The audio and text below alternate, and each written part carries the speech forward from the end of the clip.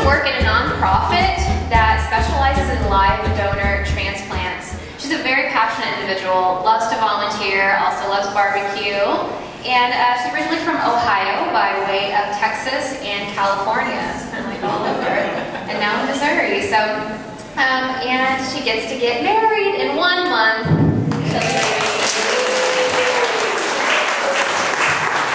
Let's give a warm welcome to Senta.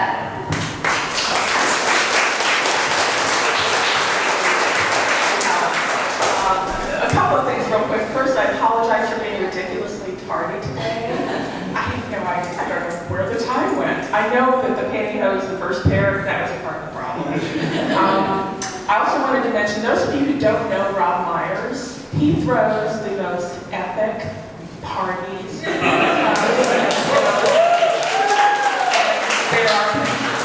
They're very well worth finding on the internet.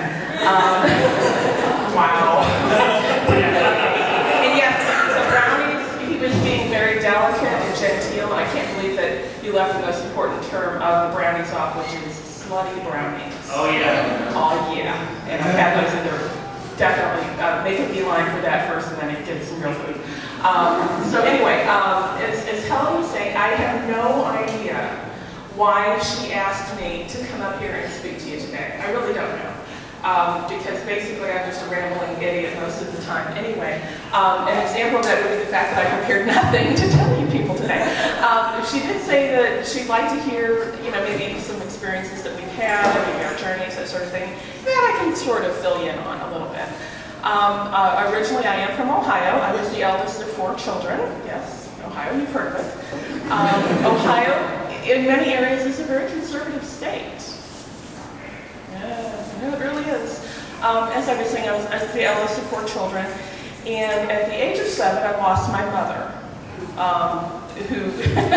a woman who had managed to have 4 children in a span of 6 years, and then was taken from us in a way that was both brutal and completely inappropriate. No kid should ever have to walk in on their mother after she's been shot, okay, by their father. It's just really not the way it's supposed to go. We were very, very fortunate, though, because we were taken in by our maternal aunt and uncle. They already had 2 kids who were older than us. They were done having children, but they took in 4 small children. The gravity of that decision that they made is never lost on me. We were so fortunate that we were able to be kept together as a family unit, and we were actually taken in by family members. And this is just one of many gifts that were given to us over the years. Mom and Dad, for clarity purposes, I probably should have created a PowerPoint with arrows and diagrams to keep track of the various family members. I failed to do that because I'm such a dork. So we ended up moving across the state. It was very traumatic because when you have, just your family and you've always lived in the same place, and then all of a sudden you go to school one day and you don't go back, you never see those people, you never have any kind of closure. And then the circumstances can be very, very difficult. Nowadays, fast forward 40 years, they recognize the importance of things like grief counseling, of post-traumatic stress disorder. I can't tell you enough how important those things are for kids to meet them, and for adults as well. We were here just a week ago and listening to Julie Cortez give us her story about how she was raised Jewish but never really identified with it. There was no way any of us could have known at the time what would happen at the JCC in Overland Park while we were all here. I feel terribly for Julie. I feel badly for the entire Jewish community, but it also affected a lot more people. I ended up having 2 friends who were actually present at the JCC during the shootings. One was in the theater department on lockdown. She's actually a co-worker of mine. The other is our good friend Jeff, who was hustled back into the building where he had just dropped his son off. Tragedy is around every corner, but we cannot stop living our lives out of fear for what might happen or what could happen. I tell you that because I spent many years doing exactly that, being the most careful person on the planet, taking no chances because you never know. You have to control the things you can control because there are all these other factors outside your control that could jack up your whole world. Okay, I've now matured a little bit. I'm letting go of some of that, not all of it. But it's one of those things where you don't really understand it until you have a horrible traumatic event in your life. You know, going back in time a little bit, you know, things were, you know, we were mumbling through a little bit while we were children and growing up, you know, dealing with the after effects of what happened in our family. The aunt and uncle then subsequently divorced about 4 years later. So by then I was on father number 2 and mother number 2 and father number 3. At that point, there was a huge recession. A lot of you are too young to remember it. Yes, Jesse, I'm looking at you. Back in the early 1980s, there was a horrible recession that slammed the country. The auto industry went belly up, basically, in Detroit and in the northern states. People fled and moved to the southern states where work was. So did we. So we got to be completely uprooted again from everything and everyone we had ever known, all of our family, and we moved to Houston. So when our folks said, we're moving to Houston, I had this image of a desert with cattle skulls and tumbleweeds, and yeah, right. So a few weeks later, we're rolling into Houston, and I had never seen such tall buildings in my life, and these highways and freeways that were like 8 lanes wide. I was just dumbfounded. We had been living in the country in Ohio with, you know, the red barns, yeah, the cornfields. That's where we lived. Yeah, so it was just total and complete culture shock. It was quite an adjustment. I happened to take a class at a high school in Southwest Houston and met who would be my husband in about 12 years. You know, there are all kinds of silly things that go through our minds. I can tell you that I was a straight-A student until we moved again and again. By the time I got to the 3rd high school, I pretty much gave up. I think it was the PTSD kicking in at that point. But I can tell you that things could have been different. They probably should have been different, but they weren't. I got what I got. Again, I was very lucky that we were well cared for by our parents in various stages. We were kept together for what that was worth. In some respects, that probably wasn't always the greatest thing. But you take what you get. You deal with it and you move on. I ended up having a child by myself when I was 25 years old. Nice girls didn't do that. There was a lot of shame associated still with sex. And the fact that we had no religious upbringing whatsoever, that's the other big gift that we got from our aunt/mom. We never went to church. I remember when we were in junior high school, I had to ask Mom at one point, we were studying religion, I said, so what are we? And she said, oh, we're Protestant. Okay. That was good enough for me. I didn't know any better. Okay, whatever that means. I just knew what I read in the classes. The textbooks that we had, by the way, in 1978, were still referencing the possibility that one day we would put a man on the moon.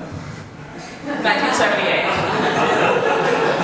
Education was not a huge priority in Ohio, especially during these repeated recessions that they kept having. So it was a little bit terrifying. And then, you know, go from a little tiny podunk town in Ohio that has 98 people in my graduating class to a suburban Southwest Houston high school where there were over 1,000 people in each graduating class. It was a cattle car operation. They were just trying to shuffle us in and shuffle us out as quickly as they could. About that time, things just started spiraling downward for me. I was, you know, I should have gone to college. You know, I didn't. Nobody really made an emphasis on it. There was no help from the high school, no, hey, we're going to help you get scholarships. There was nothing. So I stand before you, a proud high school graduate. Yeah.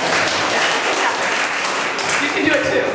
I later took about all of, let me see, two college courses at the local community college, but I was so busy working and maintaining myself. I moved out of the house when I was 19. I felt that my aunt had already put enough into me as she was still raising my 3 younger siblings. I felt obligated to get out of the way so that, you know, she would be able to direct those resources towards my younger siblings. And again, I was very grateful for this. But basically, I moved out at 19. I never moved back home. I've been self-supporting the whole time. I've never been laid off from a job. I don't know how this has happened. I honestly couldn't tell you, other than the incredibly fearful, please don't ever do anything wrong because you never know what can happen that you don't have any control over. So you know, the big gift, I guess, in all of that she gave me was the fact that we weren't raised with dogma. We weren't raised with a strict set of religious principles.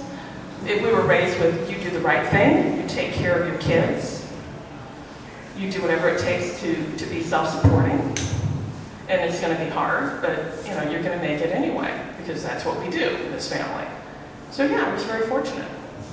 I was less fortunate a few years ago. We lost Mom. Mom had really lived very, very hard. Things had not always been good for her. It had not been easy. She had been in a very miserable first marriage. Her second marriage was much, much better, and it really demonstrated to us kids that you know, love can conquer all. A man who's willing to marry a woman who has 5 children at home still, that's love. Because I'll tell you what, he wasn't in it for the money. Never has been. And it was devastating to all of us when we lost Mom a couple of years ago. We're still healing from it, but you know, that's part of life.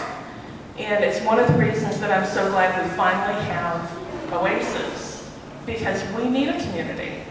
Because babies are going to be born, and parents are going to die, and people are going to lose their jobs, and relationships are going to end, divorces will happen. Not as much all the way in the atheist community, by the way. We actually have a lower divorce rate. That's just one of the reasons that, you know, I feel much more confident now moving forward into, I'm going to marry that big redhead back there. I'm going to marry him next month. We've taken this for a test spin for about 3.5 years. We're pretty sure we think we can make this happen. Reasonably sure? Yeah, okay, well, yeah, okay. We're going to do our darndest. But when we were trying to plan and figure out our wedding, it's like, where do we have a wedding?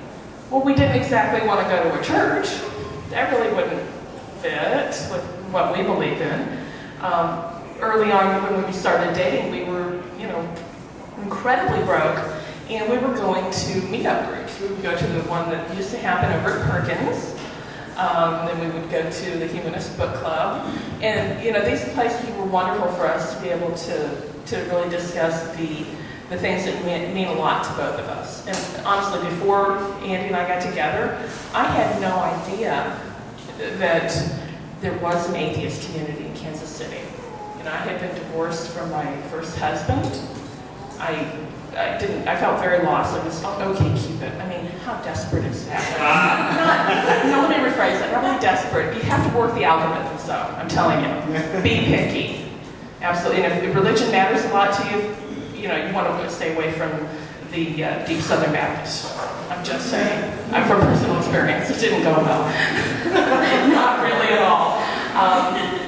So, again, I'm just really glad that we finally have a place where we can all meet, you know, a place where we can console one another and celebrate with one another. And I'm hopeful that in the future, this will be the place where people will come with their good news and their sad news, and when they need support, and when they have great news to celebrate with other people. I especially want to see a singles group, at least one, at this place, because I know so many amazing single people. You're even getting calls from your girlfriends. That's amazing. I know so many single people here in this room today, and I would love for you guys to have an opportunity to, even if you're not going to actually be dating one another, I mean, have somebody to go hang out with. Go out as a group, go to the museum, and just not having that religion burden and not having that religion barrier between you and other potential partners is really huge. I want this to be a good thing for all of you.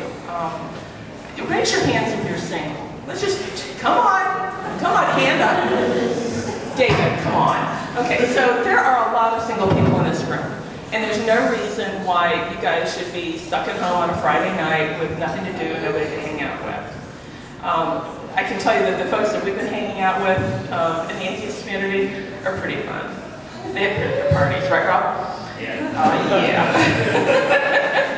So I've rambled on long enough. I know that the food is starting to smell pretty good. And the sooner I get out of here, the sooner the next person can come up and talk. So I'm going to give you back to Helen here. I'm sorry for the ramble. Thanks so much.